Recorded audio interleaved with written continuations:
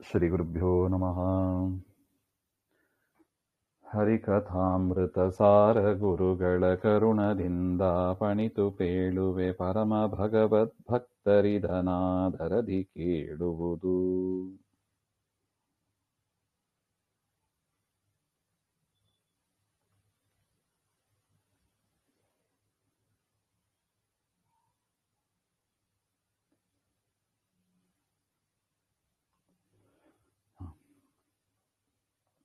ಶ್ರೀಮದ್ ಹರಿಕಥಾಮೃತ ಸಾರ 17ನೇ ಸಂಧಿ ಸ್ವಗತ ಸ್ವಾತಂತ್ರ್ಯ ಸಂಧಿ ಹಾಗೆ ಅಂತ. ಅದರಲ್ಲಿ 10ನೇ ಶ್ಲೋಕ. ತನ್ನ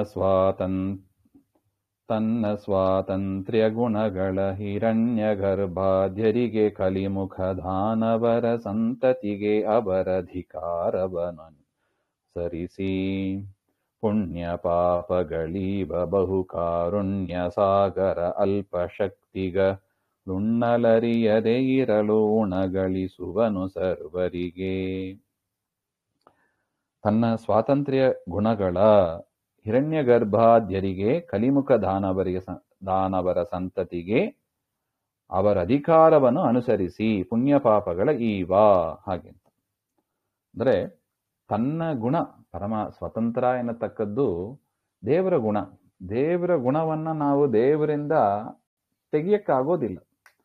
ಈಗ ಬಿಳಿ ಬಟ್ಟೆ ಇದೆ, ಬಿಳಿ ಬಟ್ಟೆಯಿಂದ ಆ ಬಿಳಿ ಬಣ್ಣವನ್ನ ತೆಗಿಯಕ್ಕಾಗ್ತದ? ಹೊರಗೆ ತೆಗಿಯಕ್ಕಾಗ್ತದ? ಇಲ್ಲ, ತೆಗಿಯಕ್ಕಾಗೋದಿಲ್ಲ. ಹೇಗೋ ಅಗ್ನಿಯಿಂದ ಆ ಉಷ್ಣತೆಯನ್ನ ತೆಗಿಯಕ್ಕಾಗ್ತದ? ಇಲ್ಲ, ಅಗ್ನಿಯಿಂದ ಆ ಉಷ್ಣತೆಯನ್ನ ತೆಗಿಯಕ್ಕಾಗೋದಿಲ್ಲ. ಒಟ್ಟಿಗೆ ಇರುತ್ತವೆ, ಪದಾರ್ಥದ ಜೊತೆಗೇನೆ ಇರುತ್ತದೆ. ಹೇಗೋ ಅದೇ ತರ ದೇವರ ಈ ಸ್ವಾತಂತ್ರ್ಯ ಎರಡು ಬೇರೆ ಬೇರೆ ಅಲ್ಲ. ದೇವರು ಅಂದ್ರೆ ಸ್ವಾತಂತ್ರ್ಯ, ಅವನ ಗುಣ ಅದು, ಅವನ ಅಟ್ರಿಬ್ಯೂಟ್, ಪ್ರಾಪರ್ಟಿ, ಅದು ಸೇರಿಯೇ ಇರೋದು. ಆದರೂ ಕೂಡ ಏನ್ ಮಾಡ್ತಾನೆ ದೇವರು? ತನ್ನದೇ ರೂಪಗಳನ್ನ ಅನೇಕ ರೂಪಗಳಾಗಿ ತೆಗೆದುಕೊಳ್ತಾನೆ. ಈಗ ಸ್ವತಂತ್ರ ಎನ್ನತಕ್ಕ ಒಂದು ಹರಿಯ ರೂಪ 1000 ರೂಪ ತೆಗೆದುಕೊಳ್ತಾನೆ ಅಂತ ಇಟ್ಕೊಳ್ಳಿ. ಅದನ್ನ ವಿಭಾಗ ಮಾಡಿ ಏನ್ ಮಾಡ್ತಾನೆ? ಹಿರಣ್ಯ ಗರ್ಭಾದ್ಯರಿಗೆ, ಬ್ರಹ್ಮದೇವರೇ ಮೊದಲಾದವರಿಗೆ ಕೊಡ್ತಾನೆ. ಕಲಿ ಮುಖ ದಾನವರ ಸಂತತಿಗೆ, ಕಲಿ ಮೊದಲಾದ ದೈತ್ಯರ ಸಂತತಿ ಅಂತ ಏನಿದೆ ಅವರಿಗೆಲ್ಲ ಅದನ್ನ ಕೊಡ್ತಾನೆ ಅಂತ ಅರ್ಥ. ಕೈ ಎಣ್ಣೆಯಾಗ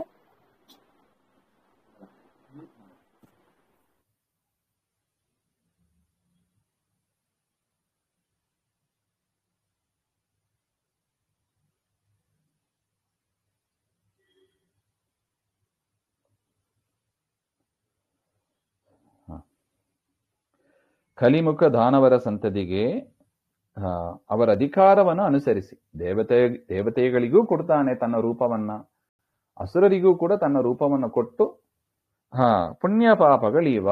ಆ ಸ್ವಾತಂತ್ರ್ಯವನ್ನ ಕೊಟ್ಟದ್ರಿಂದಲೇ ಕಾಯೇನ ವಾಚ ಮನಸ ನಾವೇನ್ ಮಾಡ್ಲಿಕ್ಕಾಗ್ತದೆ? ಕರ್ಮಗಳನ್ನ ಮಾಡ್ಲಿಕ್ಕಾಗ್ತದೆ. ನಾವ್ ಅನ್ಕೊಂಡಿದೀವಿ ನಮ್ಮ ಇಚ್ಛೆ ಬಂದಾಗ ಮಾಡ್ತೀವಿ ಹಾಗೆ ಅಂತ. ಇಲ್ಲ, ದೇವರು ನಮ್ಮ ಒಳಗೆ ಇದ್ದು ಯಾವ ರೂಪದಿಂದ? ಸ್ವತಂತ್ರ ಎನ್ನತಕ್ಕ, ಹೇಗೆ ಧನ್ವಂತರಿ ಅಂತ ಒಂದು ರೂಪ, ಕೃಷ್ಣ ಅಂತ ಒಂದು ರೂಪ, ಅದೇ ತರ ಸ್ವತಂತ್ರ ಅಂತ ದೇವರ ಒಂದು ರೂಪ, ಅದು ನಮ್ಮ ಒಳಗೆ ಬಂದಾಗ, ಆ ಸ್ವತಂತ್ರ ರೂಪ ನಮ್ಮಲ್ಲಿ ಬಂದಾಗ ನಾವು ಕರ್ಮಗಳನ್ನ ಮಾಡ್ಲಿಕ್ಕಾಗ್ತದೆ. ಕಾಯೇನ ವಾಚ ಮನಸ ಕರ್ಮಗಳನ್ನ ಮಾಡ್ಲಿಕ್ಕಾಗ್ತದೆ. ಆ ಕರ್ಮಗಳನ್ನ ಮಾಡಿಸಿ ಪುಣ್ಯ ಪಾಪಗಳನ್ನ ಸತ್ಕರ್ಮಗಳು ಮಾಡಿದರೆ ಪುಣ್ಯವನ್ನು ಕೊಡ್ತಾನೆ, ಪಾಪಕರ್ಮ ಮಾಡಿದರೆ ಅಸತ್ಕರ್ಮ ಮಾಡಿದರೆ ಪಾಪವನ್ನು ಕೊಡ್ತಾನೆ ಅಂತ. ಬಹುಕಾರುಣ್ಯ ಸಾಗರನು ಅಂತ, ಕರುಣಾ ಸಮುದ್ರ. ನಾವೀಗನೂ ನೋಡಿದೀವಿ ಭಾಗವತದಲ್ಲಿ, ದೇವರಷ್ಟು ಕರುಣೆ ಬೇರೆ ಎಲ್ಲೂ ಹುಡುಕಿದ್ರು ಸಿಗಲ್ಲ. ಅಂತಹ ಕರುಣಾ ಸಮುದ್ರ ಸ್ವಾಮಿ. ಅಲ್ಪಶಕ್ತಿಗಳು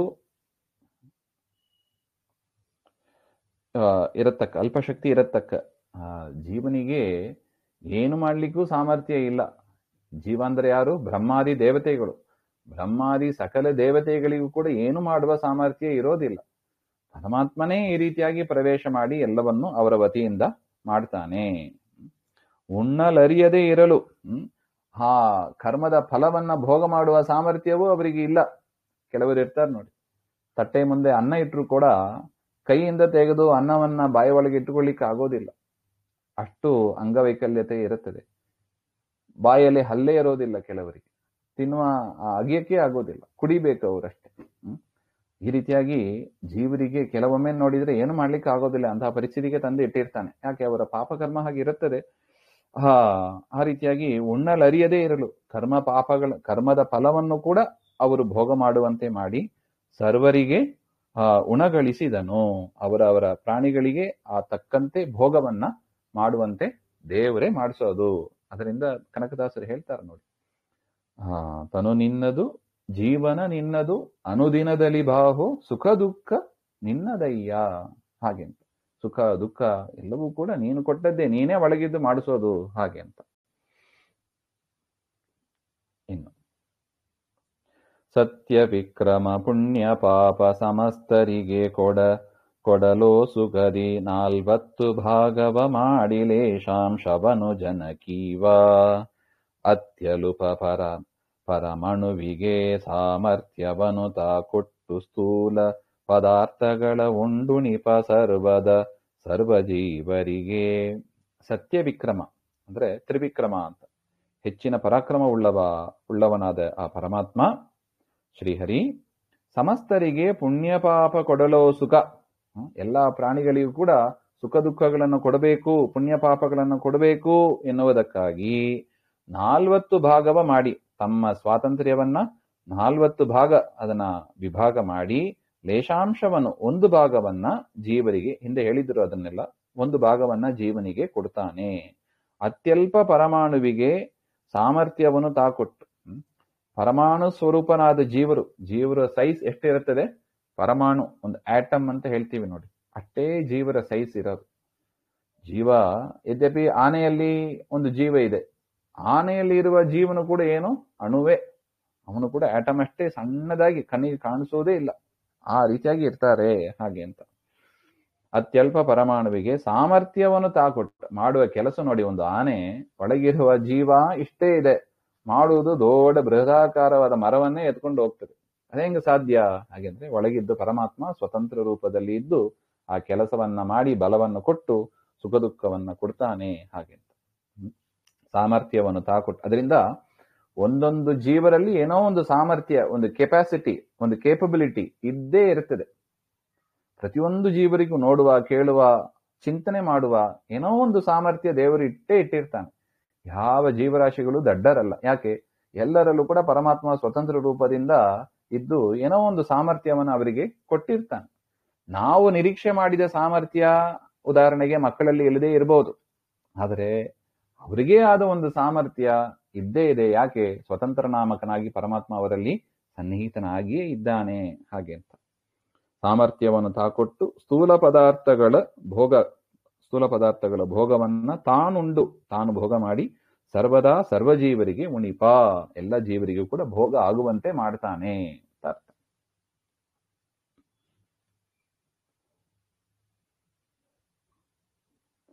ತಿಮಿರ ತರಣಿಗಳೇಕದೇಶದಿ ಸಮನಿಸಿಪ್ಪವೆ ಎಂದಿಗಾದರು ಭ್ರಮಣ ಚಳಿ ಬಿಸುಲಂಜಿಕೆಗೆಳುಂಟೇನು ಪರ್ವತಕ್ಕೆ.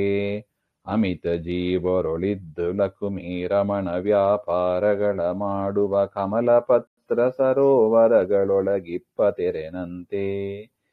ತಿಮಿರ ತರಣಿಗಳು ಏಕದೇಶದಿ ಸಮನಿಸಿ. ತಿಮಿರ ತರಣಿ ಅಂದ್ರೆ ಅದೇ ಸೂರ್ಯ ಮತ್ತು ಕತ್ತಲೆ. ತಿಮಿರ ಅಂದ್ರೆ ಕತ್ತಲೆ, ತರಣಿ ಅಂದ್ರೆ ಸೂರ್ಯ. ಇದೆರಡು ಒಂದೇ ಕಡೆಯಲ್ಲಿ ಇರುತ್ತದಾ? ಇಲ್ಲ ನೋಡಿ. ಸೂರ್ಯ ಮುಳುಗಿದ, ಏನಾಯ್ತು? ಕತ್ತಲೆ ಬಂತು. ಮತ್ತೆ ಬೆಳಿಗ್ಗೆ ಸೂರ್ಯ ಬಂದ, ಕತ್ತಲೆ ಹೋಯ್ತು. ಸೂರ್ಯ ಮತ್ತು ಕತ್ತಲೆ, ತಿಮಿರ ತರಣಿಗಳು ಏಕದೇಶದಿ ಸಮನಿಸಿ ಇಪ್ಪವೇ ಎಂದಿಗಾದರೂ. ಎರಡು ಒಂದೇ ಕಡೆ ಇರ್ಲಿಕ್ಕೆ ಸಾಧ್ಯನಾ? ಇಲ್ಲ. ಕತ್ತಲೆ ಇದ್ರೆ ಸೂರ್ಯ ಇರೋದಿಲ್ಲ, ಸೂರ್ಯ ಇದ್ರೆ ಕತ್ತಲೆ ಇರೋದಿಲ್ಲ. ಹೇಗೋ ಆತರ ಭ್ರಮಣ ಚಳಿ ಬಿಸಿಲು ಅಂಜಿಕೆಗಳು ಪರ್ವತಕ್ಕೆ ಉಂಟೇನು. ಭ್ರಮಣ ಮಾಡಿ ಅಂದ್ರೆ ಸುತ್ತಾಡಿ ತಿರುಗಾಡಿ ಟಯರ್ಡ್ ಆಗೋದು ಅಂತ ಹೇಳ್ತಾರೆ ನೋಡಿ. ಸುಸ್ತಾಗೋದು ಮತ್ತು ಚಳಿ ಬಿಸಿಲು ಇದೇ ಮೊದಲಾದ ಭಯಗಳು ಪರ್ವತಕ್ಕೆ ಇರುತ್ತದಾ? ಇಲ್ಲ. ಪರ್ವತಕ್ಕೆ ಚಳಿ ಬಿಸಿಲು ಅಂತ ಏನಾದ್ರು ಭಯ ಇದೆಯಾ? ಅದಕ್ಕೆ ಇಲ್ಲ. ಯದ್ಯಪಿ ಸೂರ್ಯನಲ್ಲೂ ಜೀವ ಇದ್ದಾನೆ, ಕತ್ತಲೆಯಲ್ಲೂ ಜೀವ ಇದ್ದಾನೆ, ಪರ್ವತದಲ್ಲೂ ಜೀವ ಇದ್ದಾನೆ. ಈ ರೀತಿಯಾಗಿ ಅವರವರ ವಿಚಿತ್ರವಾಗಿ ಇದು ನೋಡಿ, ಅದನ್ನೇ ಬಹುಚಿತ್ರ ಜಗತ್ ಬಹುದಾಕರಣಾತ್ ಅಂತ. ದೇವರ ವ್ಯಾಪಾರ ಒಂದೊಂದು ಪದಾರ್ಥಗಳಲ್ಲಿ ಇರತಕ್ಕ ಸಾಮರ್ಥ್ಯ ನಾವು ನೋಡಿ ಬೆರಗಾಗಬೇಕು. ಅಷ್ಟು ಸಾಮರ್ಥ್ಯಗಳನ್ನ ಪದಾರ್ಥಗಳಲ್ಲಿ ಪರಮಾತ್ಮ ಇಟ್ಟಿದ್ದಾನೆ. ಜೀವ ಇರ್ಬೋದು, ಜಡ ಇರ್ಬೋದು.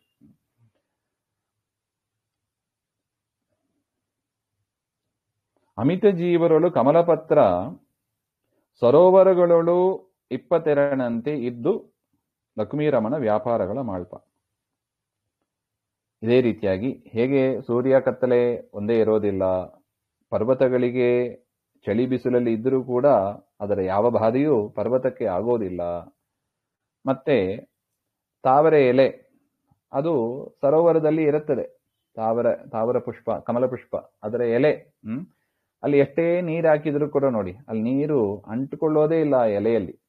ಕಮಲಪತ್ರ ಅಂತ ವಿಶೇಷ ಅದು. ಹೇಗೋ ಅದೇ ತರ, ಯದ್ಯಪಿ ಎಲ್ಲಿದೆ ಅದು ಕಮಲಪತ್ರ? ಸರೋವರದಲ್ಲೇ ಇದೆ, ನೀರಲ್ಲೇ ಇರಬೇಕದು.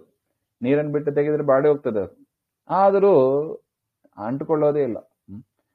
ಹೇಗೋ ಅದೇ ತರ ಲಕ್ಷ್ಮೀ ರಮಣ ವ್ಯಾಪಾರಗಳ ಮಾಳ್ಬಾ, ನಮ್ಮ ಶರೀರದಲ್ಲಿ ಇದ್ದು ಪರಮಾತ್ಮ ವ್ಯಾಪಾರಗಳನ್ನ ಮಾಡ್ತಾನೆ ಅಂತ ಅರ್ಥ. ಒಟ್ಟು ಏನ್ ಹೇಳಕ್ ಬರ್ತಾರೆ ಅಂದ್ರೆ,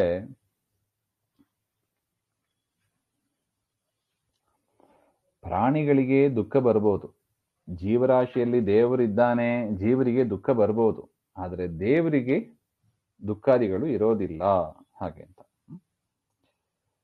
ಆ ಪದಾರ್ಥಗಳ ಒಂದು ಧರ್ಮ ದೇವರನ್ನ ಬಾಧಿಸೋದಿಲ್ಲ, ದೇವರು ವಿಕಾರವನ್ನ ಹೊಂದೋದಿಲ್ಲ ಅಂತ ಒಟ್ಟು ಇಷ್ಟು ವಿಚಾರವನ್ನು ಇಲ್ಲಿ ಹೇಳಿದ್ದಾರೆ.